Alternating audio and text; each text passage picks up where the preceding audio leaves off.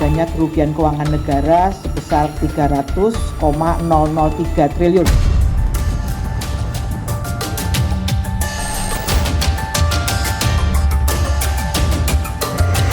Apabila aset tersebut berada di atau dimiliki oleh siapapun, entah itu istrinya atau siapapun, sepanjang itu ada dugaan keterkaitan, pasti akan kami ambil.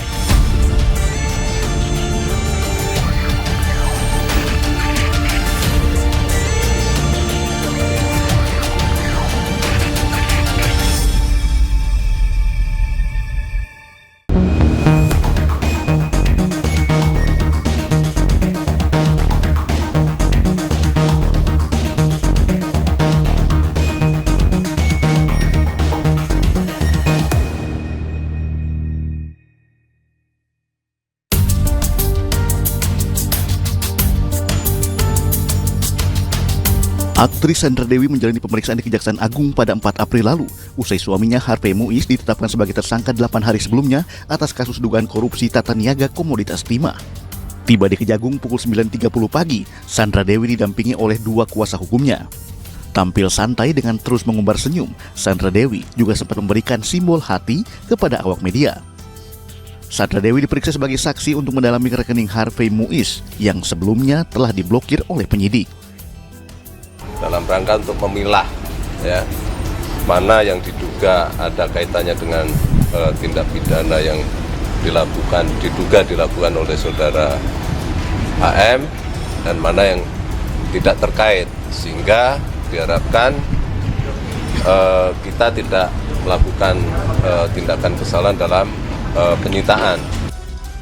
Usai diperiksa selama 5 jam, Sandra Dewi tidak banyak memberikan komentar terkait pemeriksaan atas kasus yang tengah menjerat suaminya.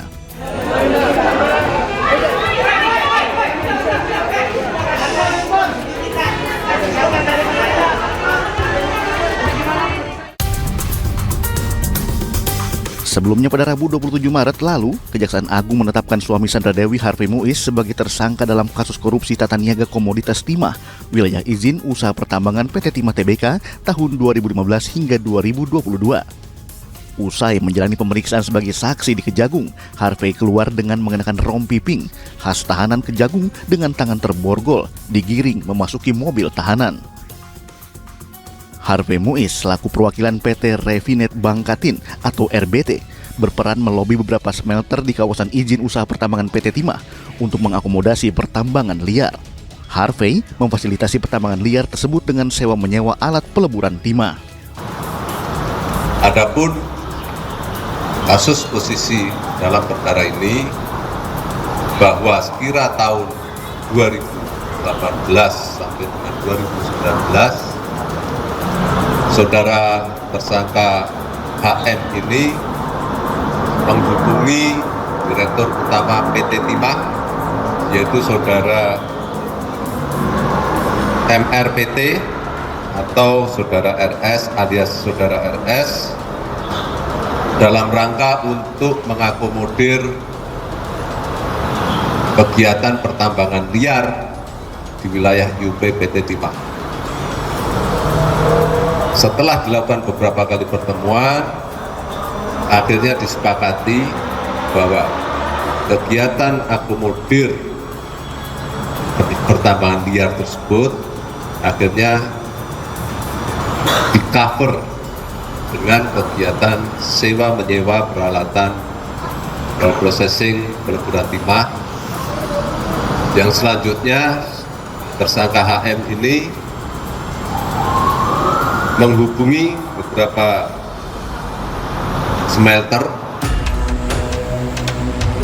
Lebih lanjut, Kuntadi mengungkap ada 4 perusahaan smelter yang dihubungi oleh Harvey untuk ikut dalam kegiatan ilegal tersebut, yakni PT SIP, CV, VIP, PT SBS, dan PT TIN. Kepada smelter tersebut, Harvey meminta untuk menyisihkan sebagian dari keuntungannya untuk diberikan kepadanya dengan dalih pembayaran dana sosial atau CSR. Harvey Muiz menjadi tersangka ke-16 dalam kasus megakorupsi timah yang merugikan negara hingga 300 triliun rupiah. Usai ditetapkan sebagai tersangka korupsi, penyidik Kejagung menggeledah rumah Harvey Muiz dan Sandra Dewi di kawasan Paku Buwono, Jakarta Selatan pada 1 April 2024. Dalam penggeledahan itu, penyidik menyita sejumlah barang bukti serta 2 mobil mewah milik Harvey Muiz. Kita berhasil melakukan penyitaan terhadap 2 unit mobil, Rolls Royce sama Mini Cooper.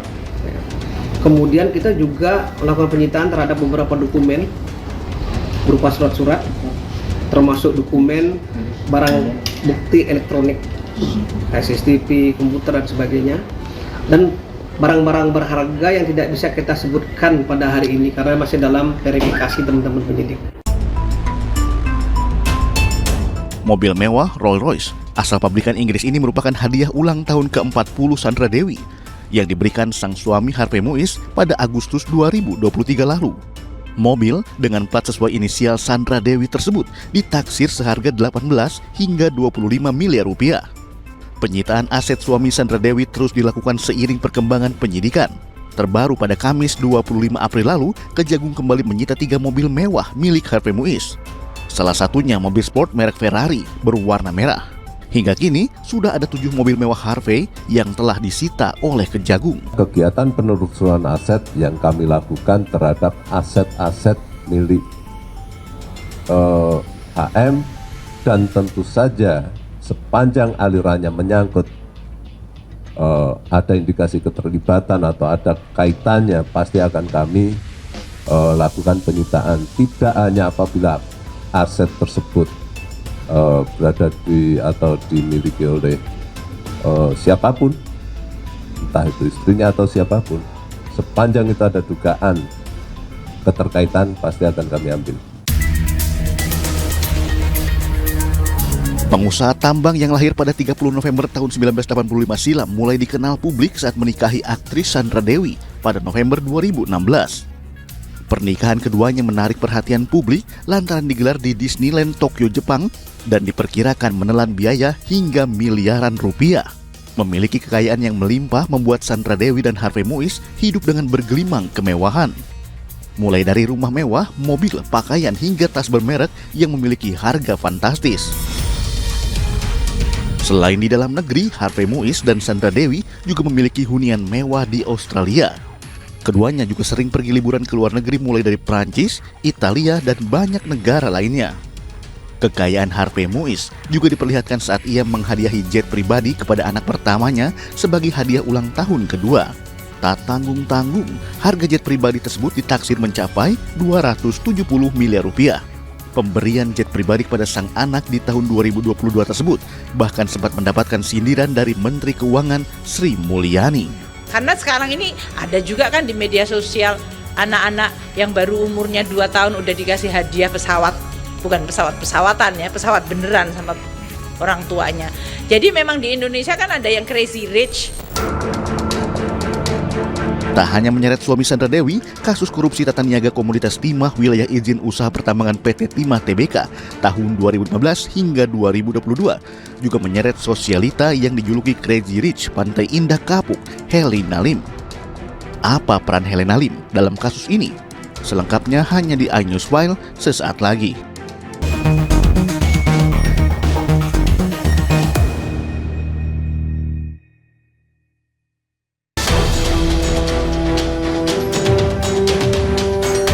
Helena Lim, sosialita yang dikenal sebagai Crazy Rich Pantai Indah Kapuk, hanya bisa pasrah saat penyidik Kejaksaan Agung memakaikan rompi pink khas tahanan Kejagung, serta memborgol tangannya. Selasa 26 Maret lalu, Kejaksaan Agung menetapkan manajer PT KSE, Helena Lim, sebagai tersangka ke-15 dalam kasus dugaan tindak pidana korupsi tata niaga komoditas timah, wilayah izin usaha pertambangan PT Timah tahun 2015 hingga 2022. Penetapan Helena Lim sebagai tersangka dilakukan setelah penyidik Kejagung memeriksa total 142 saksi dan disertai alat bukti yang cukup. Saat digiring memasuki mobil tahanan, Helena Lim sempat menyebut dirinya tidak bersalah. Ibu, tanggapannya dong Bu. Tadi saya nggak tahu nih, saya nggak tahu. Dalam kasus korupsi yang merugikan negara hingga 300 triliun rupiah tersebut, Helena Lim berperan membantu penyewaan peralatan peleburan timah di wilayah IUP PT Timah Tbk.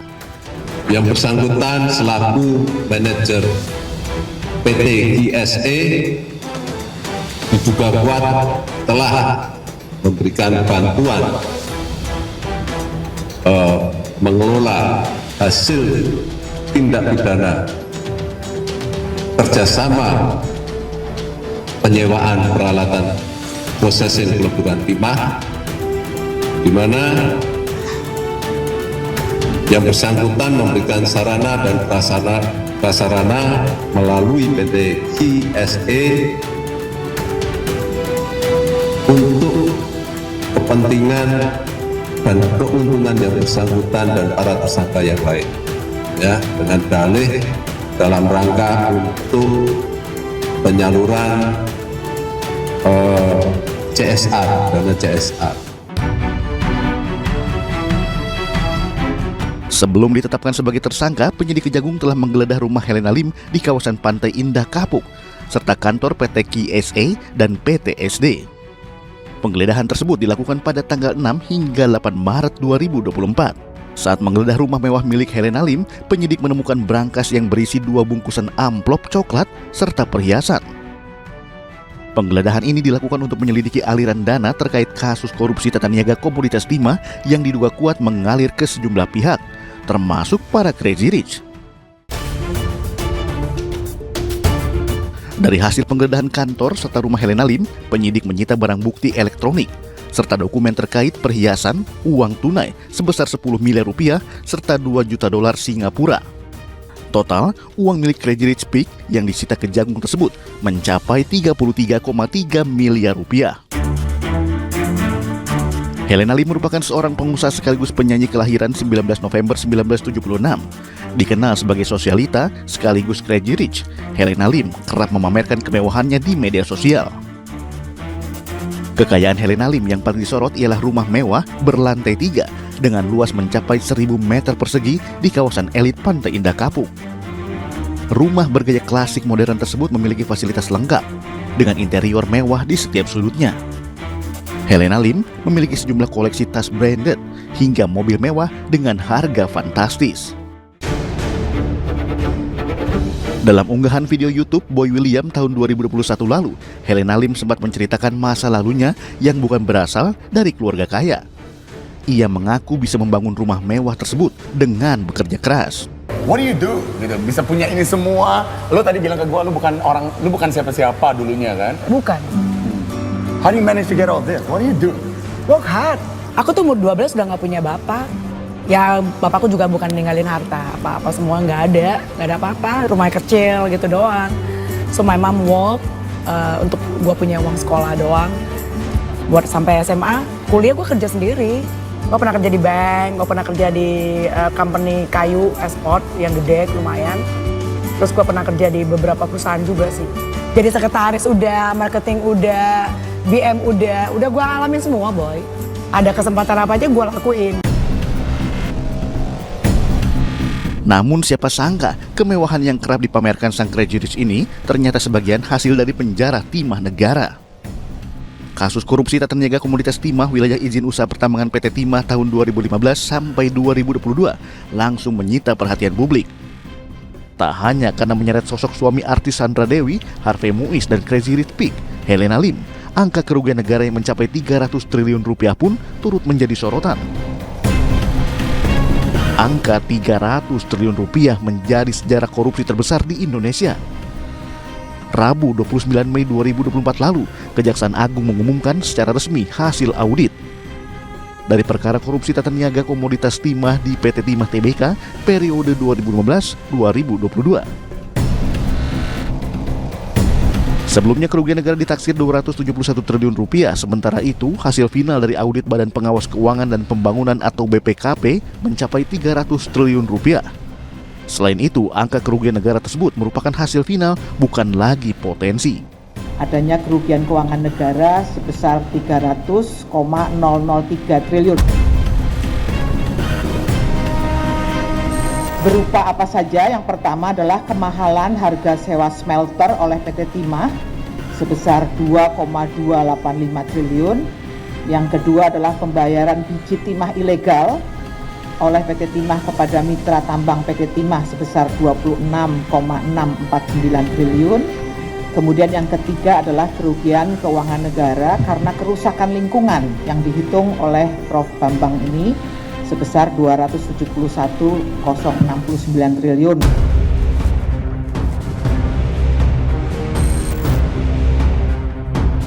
Sebelumnya pada Senin 19 Februari 2024 lalu, Kejaksaan Agung melalui ahli lingkungan dari Institut Pertanian Bogor, Bambang Heros Saharjo, menyampaikan asal-usul angka 271 triliun rupiah dalam kasus korupsi timah.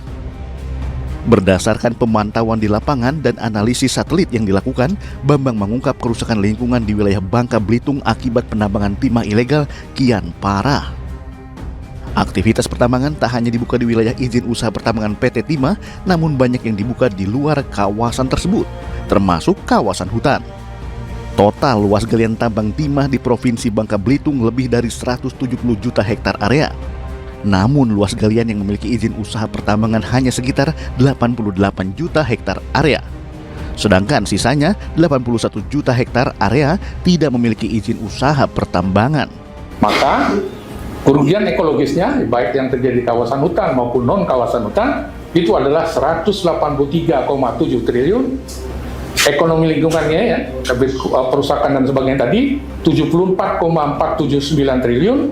Biaya pemulihannya adalah 12,157 triliun. Totalnya, kerugian akibat perusakan tadi itu, yang harus juga ditanggung oleh negara, adalah 271 triliun, 69 miliar, 688 juta, 18.700 rupiah. Perhitungan kerugian tersebut berdasarkan Peraturan Menteri Lingkungan Hidup Nomor 7 Tahun 2014 tentang kerugian lingkungan hidup akibat pencemaran dan atau kerusakan lingkungan hidup yang disebabkan pertambangan ilegal di Bangka Belitung dalam kurun waktu tahun 2015 hingga 2022.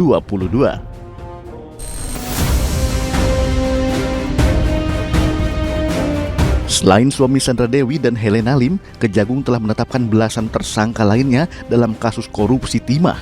Siapa saja mereka dan apa perannya? Selengkapnya hanya di iNewsFile sesaat lagi.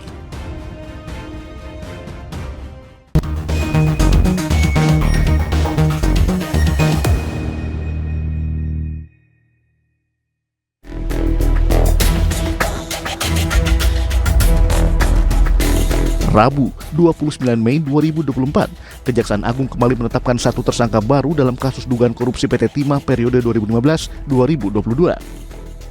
Dirjen Minerba Kementerian Energi Sumber Daya Mineral periode 2015-2020, Bambang Gatot Aryono, menjadi tersangka ke-22 dalam kasus tersebut. Bambang diduga mengubah rencana kerja dan anggaran biaya RKAB pada kegiatan usaha pertambangan mineral dan batu bara tahun 2019 hingga mencapai lebih dari 100%. Yang bersangkutan pada periode tahun 2019 telah merubah RKAB yang semula jumlahnya ditetapkan sebesar 30.217 metrik ton dirubah menjadi 68.300 metrik ton atau terjadi peningkatan lebih dari 100% dengan tanpa melakukan kajian atau tanpa memenuhi ketentuan yang berlaku, sehingga RKAB ini diduga bisa dikatakan sebagai fiktif.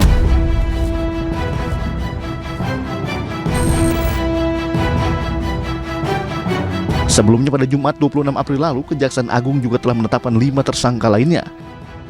Dari 5 tersangka tersebut, 3 diantaranya merupakan kepala dinas dan mantan kepala dinas ESDM Provinsi Bangka Belitung, sementara 2 lainnya berasal dari pihak swasta. Pada hari ini kami tetapkan 5 orang tersangka, yaitu Saudara HL selaku Beneficiary Owner PT Tim atau BO PT Tim. Selanjutnya Saudara FL selaku Marketing PT Tim. Saudara SW selaku Kepala Dinas ESDM Provinsi Kepulauan Bangka Belitung. periode tahun 2015 sampai dengan Maret 2019. Saudara PN selaku PLT Kepala Dinas SDM Provinsi Bangka Belitung periode Maret 2019 dan Saudara AS selaku PLT Kepala Dinas ESDM Kepulauan Bangka Belitung yang selanjutnya ditetapkan sebagai Kepala Dinas ESDM. Lebih lanjut, Kuntadi menyebut ketiga pejabat di ESDM Provinsi Bangka Belitung tersebut telah sengaja menerbitkan dan menyetujui rencana kerja anggaran dan biaya RKAB dari 5 perusahaan pemurnian dan pengolahan timah atau smelter meski tidak memenuhi syarat. Kelima smelter tersebut adalah PT RBT, PT SBS, PT SIP, PT TIN, dan CV VIP. Ketiga tersangka tersebut mengetahui jika RKAB yang diterbitkan tidak digunakan untuk kegiatan penambangan di wilayah izin usaha penambangan, melainkan hanya sekedar melegalkan penjualan timah yang diperoleh secara ilegal di wilayah izin usaha pertambangan PT Timah Tbk. Sedangkan peran tersangka HL dan saudara FL, keduanya turut serta dalam pengkondisian pembuatan kerjasama penyewaan peralatan processing peleburan timah yang sebagai bungkus aktivitas kegiatan pengambilan timah dari IUP PT Timah, di mana keduanya kemudian membentuk perusahaan boneka yaitu CV BPR dan CV SMS dalam rangka untuk melaksanakan atau memperlancar aktivitas ilegalnya.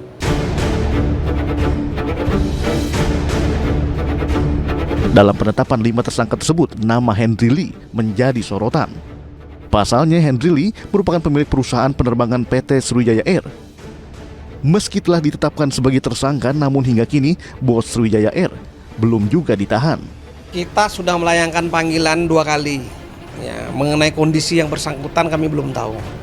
Ya, biasanya menurut aturan, ya, 2 kali kita melakukan satu pemanggilan mereka tidak hadir, kita bisa mendatangi yang bersangkutan atau kita menjemput yang bersangkutan.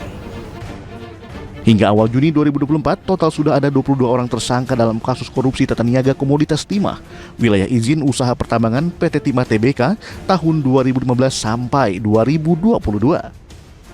Para tersangka ini berasal dari berbagai kalangan, mulai dari Direktur Utama PT Timah, sejumlah Direktur Utama PT Swasta, Crazy Rich, hingga Kepala Dinas ESDM Bangka Belitung.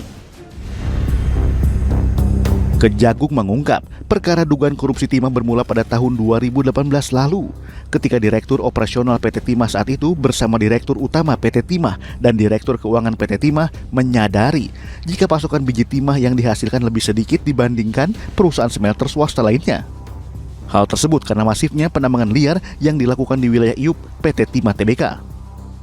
Kondisi tersebut membuat tersangka dari jajaran PT Timah yang seharusnya melakukan penindakan justru menawarkan pemilik smelter untuk bekerja sama dengan membeli hasil penambangan ilegal, melebihi harga standar yang ditetapkan oleh PT Timah. Untuk melancarkan aksi penambangan ilegal tersebut, 3 tersangka dari PT Timah tersebut setuju membuat perjanjian. Seolah-olah terdapat kerjasama sewa menyewa peralatan prosesing peleburan timah dengan para perusahaan smelter. Kejaksaan Agung terus melakukan penyidikan terhadap kasus yang mengakibatkan kerugian kerusakan lingkungan hingga 300 triliun rupiah ini, dan tak menutup kemungkinan jumlah tersangka akan terus bertambah. Tak hanya menyebabkan kerusakan alam yang semakin parah di Bangka Belitung, aksi lancung oknum birokrat dengan pengusaha nakal yang menjarah kekayaan alam Indonesia menambah panjang daftar kasus korupsi, kolusi, nepotisme di negeri ini. Jadi jangan bilang Anda tidak tahu akan permasalahan ini, karena kami sudah memberitahukannya.